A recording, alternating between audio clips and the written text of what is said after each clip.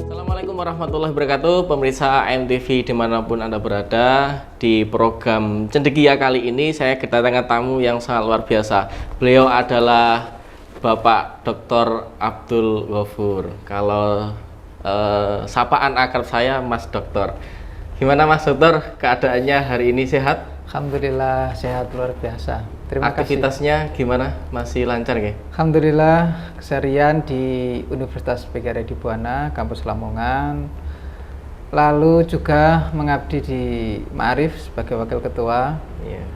Lalu di PGRI Kabupaten Lamongan juga jadi sekretaris Dewan Pendidikan Kabupaten Lamongan. Wah. Alhamdulillah beberapa hal yang jadi kegiatan keseharian. Wes, alhamdulillah.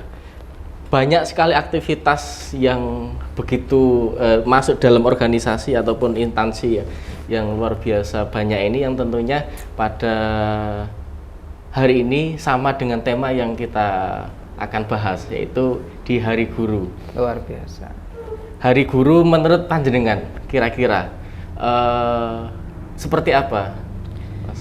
Ya, Hari Guru itu memang harusnya setiap hari, tidak harus tanggal 25. Oh iya. Karena memang Harus setiap hari ya? Iya, karena memang guru itu dia bisa, satu guru itu bisa mencerdaskan banyak orang. Tapi orang cerdas belum tentu bisa menghasilkan satu guru. Nah, ini tentu harus di mana profesi yang tidak dihasilkan oleh guru. Kan semua profesi yang hari ini mungkin dengan penghasilan yang tinggi, yang mungkin hari ini kepingin orang banyak memperoleh profesi itu, apapun jenisnya, tentu itu harus dimulai dari pengajaran seorang guru. Sehingga pusat dari sebuah profesi itu memang dari gurunya itu. Maka saya melihat bahwa tanggal 25 yang seringkali diperingati sebagai Hari Guru Nasional itu merupakan sebuah momen penghargaan bagi guru-guru khususnya di Indonesia yang dengan pengabdiannya, yang dengan ketulusannya, yang dengan keikhlasannya. Kenapa saya bilang ikhlas dan pengabdian? Karena dari sisi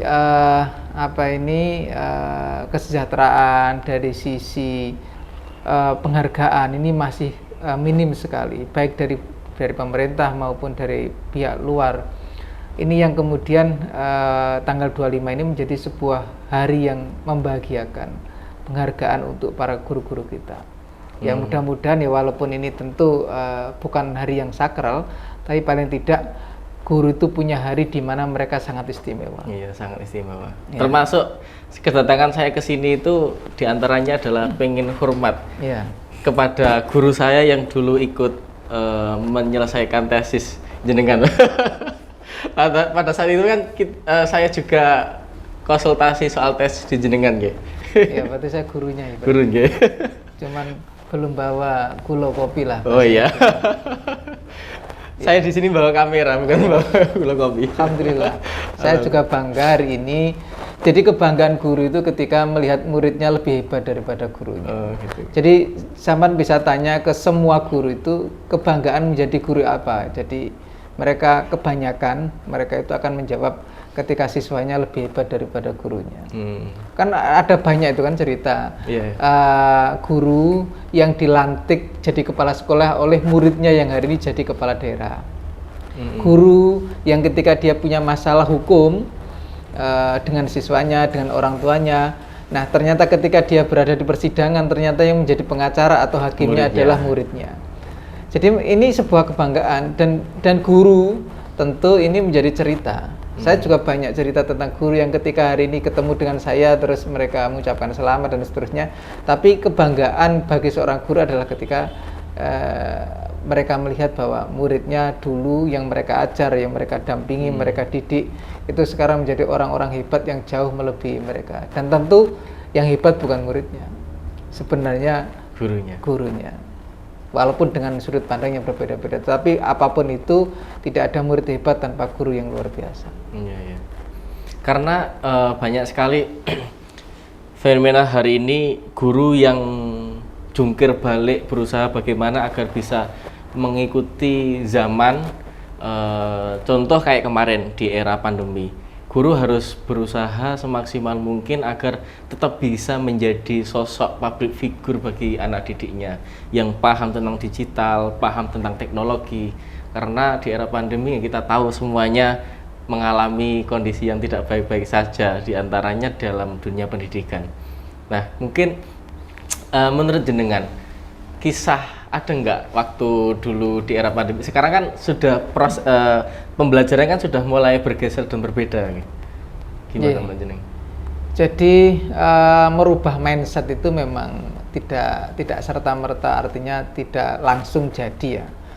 Jadi ya kita harus berhadapan pada sebuah pola pikir, kita harus berhadapan pada sebuah cara pandang setiap orang yang tentu saja berbeda-beda, dan kita merasakan betul memang kondisi nyaman itu menyenangkan.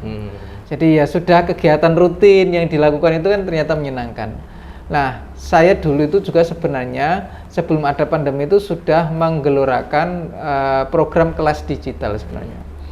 Nah, tapi karena memang kegiatan di kelas digital ini belum familiar, sehingga yang dilakukan oleh guru ya seperti halnya biasa, dia mengajar dengan kegiatan-kegiatan tatap muka seperti biasanya, ngajar kelas, kegiatan pembelajaran, ngasih tugas dan seterusnya. Nah, datangnya pandemi itu membuat perubahan yang luar biasa. Pembelajaran tidak boleh tatap muka, akhirnya dia harus berusaha bagaimana proses pembelajaran itu tetap berlangsung.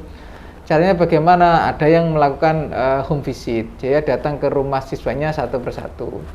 Ada yang menggunakan aplikasi yang paling sederhana, WA namanya. Jadi dia gurunya membuat materi kemudian disampaikan ke WA. Tapi tidak semua siswa punya HP, dan ini juga bermasalah. Kemudian ada juga yang guru yang agak muda itu kemudian membuat aplikasi-aplikasi yang memang tergolong murah dan gratis lah. Itu ada yang sudah banyak disediakan oleh Google, itu ada Google Classroom, ada Google Form dan seterusnya. Itu yang kemudian dimanfaatkan oleh guru. Namun demikian kita ingin merubah itu juga dalam tahapan proses, dan tentu akan ada banyak tantangan.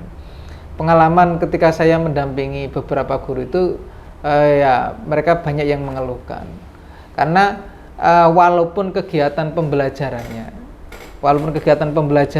sudah online, daring, tapi cara mengajarnya itu sama.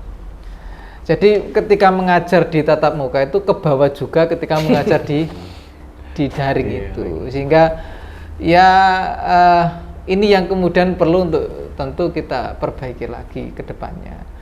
Ya karena memang kita harus akui bahwa